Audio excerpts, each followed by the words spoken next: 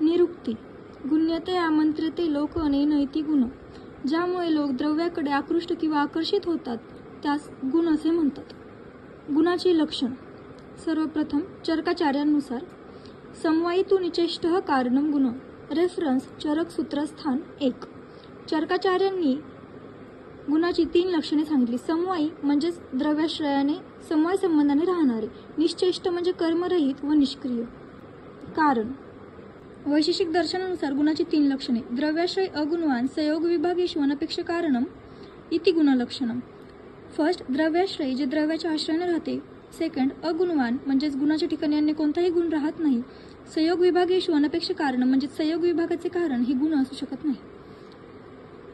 Third, Karikavali मतानुसार गुणाची 3 लक्षणे. अथ द्रव्याश्रिता नेया निर्गुणा निष्क्रिया गुणाः. फर्स्ट, द्रव्याश्रयित्व द्रव्याच्या आश्रयाने राहणारा. सेकंड, निर्गुण गुणाच्या ठिकाणी पुन्हा गुण राहत नाही. निष्क्रिय गुण हे कर्मरहित असते. रसवैशेषिकांनुसार विश्वलक्षणा गुणाः. अनेक भिन्न भिन्न लक्षण असणाऱ्या पदार्थाला गुण असे म्हणतात.